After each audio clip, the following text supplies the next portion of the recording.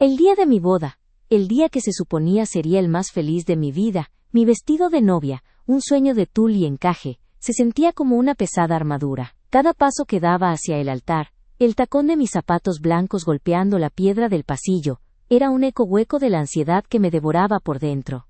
No era el miedo común al compromiso o la típica emoción desbordante de la novia. Era Sofía. Ella estaba sentada en la primera fila, al lado de su hermano, mi prometido, Marco. Su mirada era un puñal gélido, clavado en mi espalda, que lograba congelar la felicidad que se suponía debía sentir. Desde el momento en que Marco y yo empezamos a salir, hace casi 3 años, Sofía dejó claro que yo era su enemiga jurada. No había una razón aparente, no una que yo pudiera ver o entender. Era un odio silencioso y constante, tejido en comentarios sarcásticos, miradas condescendientes, y un desprecio sutil que solo yo notaba. Marco, mi dulce y comprensivo Marco, siempre trataba de calmarme, de asegurarme que era mi imaginación, que Sofía simplemente era fría y reservada. Pero no era así. Una vez, durante una cena familiar, mi plato se cayó de la mesa. En lugar de ayudarme, Sofía simplemente se cruzó de brazos y murmuró, lo suficientemente alto para que solo yo escuchara. Parece que a algunas personas no se les da la gracia ni para sostener un plato. Su rostro, una máscara de falsa preocupación, lo decía todo. En otra ocasión, cuando fui a su casa por primera vez y toqué su piano de cola, ella me arrebató de forma abrupta las manos del teclado y dijo que no era un juguete para invitados. Había intentado todo para ganármela. Le había enviado regalos, la había invitado a tomar café, incluso le había pedido que fuera mi dama de honor para la boda. A cada intento, ella respondía con un desdén tan refinado que me hacía dudar de mi propia percepción. Mi madre siempre me decía que tenía el don de ver la bondad en los demás, pero con Sofía, ese don se sentía como una maldición. Parecía que a cada sonrisa que yo le regalaba, ella respondía con una mueca de desprecio. La boda había sido mi fantasía desde niña. El gran salón, las flores, la música, todo estaba exactamente como lo había soñado. Pero mientras caminaba hacia Marco, mi corazón latía con una extraña mezcla de anticipación y pavor. El pasillo estaba adornado con rosas blancas y lilies, que desprendían un aroma dulce y abrumador, pero yo solo podía oler el perfume agrio del resentimiento de Sofía. Mis manos, que sostenían el ramo, temblaban. Marco me sonrió con la radiante y despreocupada sonrisa que había robado mi corazón, y por un segundo, me olvidé de todo lo demás. Pero entonces, al acercarme a él, mis ojos se encontraron con los de Sofía de nuevo. Su rostro, que normalmente era impasible, estaba tenso, con las cejas fruncidas en un gesto de pura aversión. Era una expresión que no había visto antes, una que me heló hasta los huesos. Mi sonrisa vaciló. Justo cuando estaba a punto de llegar al final del pasillo, sentí una mano en mi brazo. Era la de Sofía.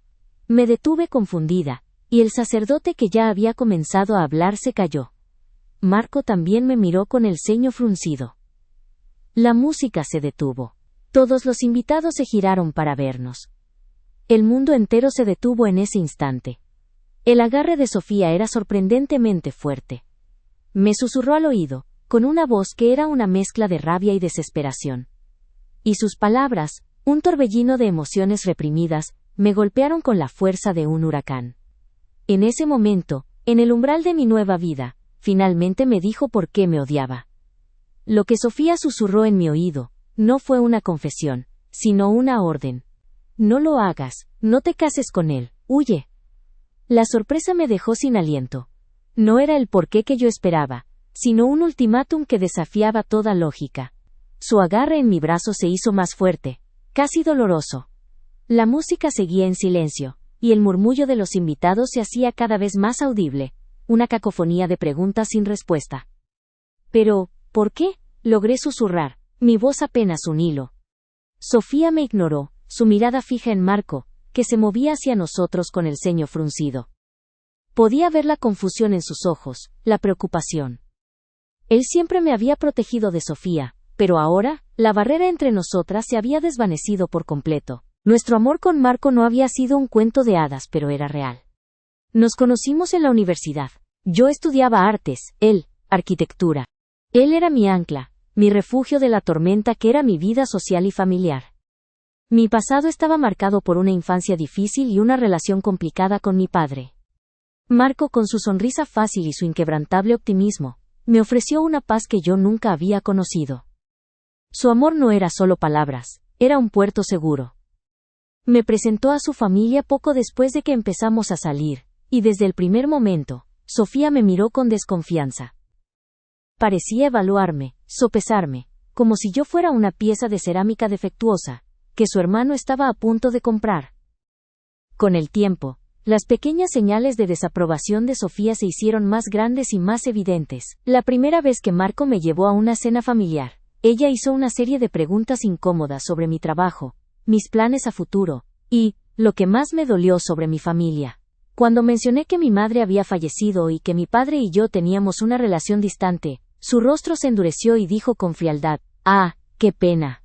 Marco siempre ha sido muy apegado a la familia». La indirecta fue clara: yo no encajaba en su molde. La tensión alcanzó su punto álgido durante la planificación de la boda. Sofía, que se había negado a ser mi dama de honor, se convirtió en una constante fuente de críticas. Cada elección que yo hacía, desde el tipo de flores hasta la música de la banda, era cuestionada. Ese vestido no resalta tus hombros, ese color no te favorece, el pastel es muy simple. Parecía disfrutar al señalar cada una de mis inseguridades. Marco, siempre en medio, hacía lo que podía para calmar las aguas. No la escuches, me decía. Es solo que quiere que todo sea perfecto para nosotros. Pero sus palabras no podían borrar la sensación de que yo era una intromisión, en un mundo que Sofía sentía que le pertenecía. El día antes de la boda tuvimos una pequeña discusión por el ramo. Sofía había insistido en que las lilies eran malas vibras. Yo me negué a cambiar el diseño, y ella se fue, lanzándome una mirada llena de desprecio y furia. En ese momento, pensé que era solo por el ramo. Pero ahora, con su mano en mi brazo, me di cuenta de que era algo mucho más profundo. Su aversión era tan palpable que se había convertido en un personaje más en nuestra historia, una sombra oscura que nos seguía a todas partes. Marco se acercó, su rostro lleno de confusión. «¿Qué pasa?», preguntó. «¿Estás bien, amor?». Su voz era un bálsamo, pero el agarre de Sofía me mantenía anclada en la realidad. «Marco», susurró Sofía, «necesito hablar contigo». «A solas. Ahora». El tono era tan urgente que Marco se detuvo. Y con eso, Sofía dio su golpe final. Sin soltarme, la vi sacar algo de su bolsillo, y la vi empujar el objeto en la mano de Marco. El objeto era una simple hoja de papel. Cuando la desenvolvió, mis ojos se abrieron de par en par al reconocer la letra de mi propio padre. El corazón me dio un vuelco. No podía creer lo que estaba viendo. Era una carta, escrita a mano, y el contenido era algo que yo había guardado celosamente de Marco, de Sofía, de todos. Era mi secreto más oscuro y profundo, la carta de mi padre. El mundo se detuvo, y el silencio de la iglesia se volvió ensordecedor. Marco la abrió con manos temblorosas, su mirada confundida se posó en el papel. Yo sentía que el aliento me abandonaba, el corazón se me subía a la garganta. La única vez que mi padre me había escrito fue para suplicarme, para pedirme un préstamo para cubrir sus deudas de juego. Había prometido devolverlo, un juramento vacío que me había hecho toda mi vida. Yo, con mi salario de diseñadora, había sido su salvavidas financiero desde los 18 años. Marco no sabía nada de esto, ni de las decenas de miles de dólares que le había dado a mi padre a lo largo de los años. Era mi secreto, mi vergüenza, el peso que había llevado en solitario. Y ahora, Sofía lo había expuesto. Mientras Marco leía, el color se le fue del rostro. Sus ojos se movían rápidamente sobre el papel arrugado, y luego levantó la vista para mirarme. No había la dulzura que yo conocía, sino una expresión de traición y dolor.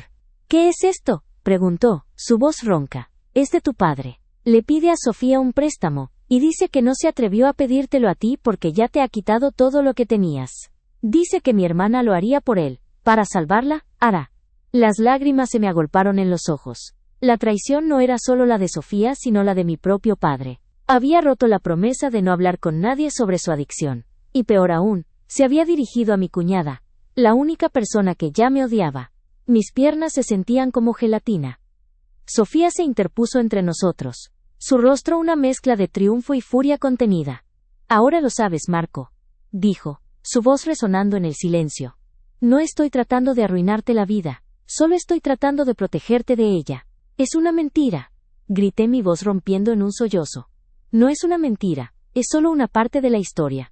Te juro que iba a decírselo. ¿Cuándo? En nuestra luna de miel. Sofía me interrumpió, su voz gélida. Le has mentido. Le has ocultado la verdad desde el principio.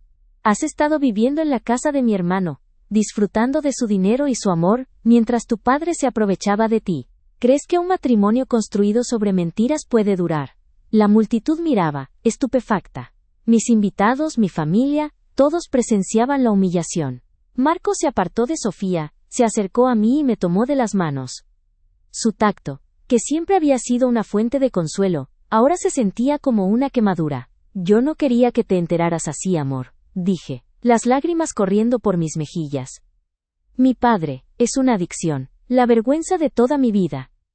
Marco me soltó. Su rostro, una vez lleno de amor, estaba ahora lleno de una ira helada. No es solo la vergüenza, dijo. Es la falta de confianza. La falta de confianza en mí. Me di cuenta en ese momento de que no era el dinero. No era la mentira en sí misma, sino el hecho de que no había acudido a él con mi problema. Había creído que tenía que resolverlo sola, y al hacerlo, había creado una grieta en la base de nuestra relación. Sofía, viendo su oportunidad, dio un paso adelante. Marco, por favor, escucha. Yo no hice esto para herirte. Yo te amo, eres mi hermano. Desde el momento en que la conocí, supe que algo no estaba bien.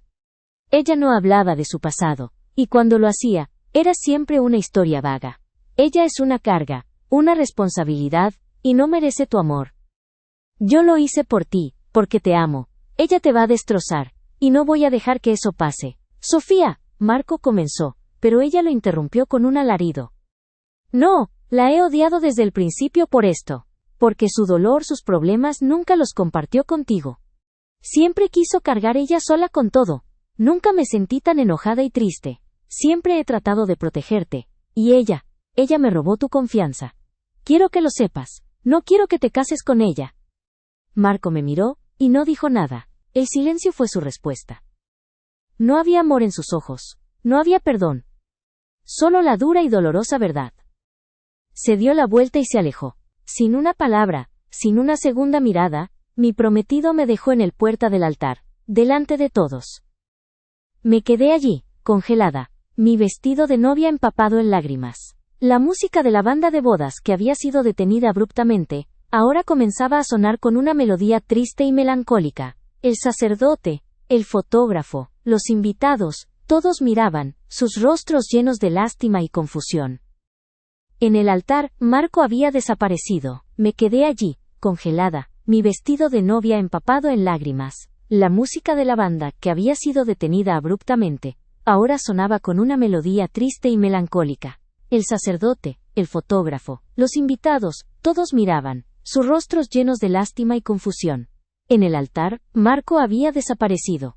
Me sentí como si estuviera a punto de colapsar, pero la rabia de Sofía, que se había convertido en un grito desgarrador, me mantuvo en pie. No me mires así, no lo hice por maldad, lo hice porque te amo, Marco, y no iba a permitir que esa mujer te destrozara. Nadie se movió. Luego, Sofía se acercó a mí y me miró a los ojos. Había algo más que furia. Había una tristeza profunda, una especie de empatía retorcida. Yo también tuve que cargar con una carga similar, me susurró, y por primera vez, sentí que la entendía. Mi hermano mayor, el que te mencioné, era un adicto a la ludopatía, como tu padre. Cuando era niña, él me decía que lo amaba, pero siempre que me miraba a los ojos, veía sus deudas. Vi cómo mi padre se endeudaba por él, hasta que mi padre cayó enfermo de estrés y murió. Marco es lo único que me queda, y no quería que sufriera lo que yo vi a mi padre sufrir. Por eso te odié. Porque supe, desde el primer momento en que te vi, que tu padre no es solo un adicto, es un parásito. Sabía que ibas a arrastrar a Marco a un pozo sin fondo.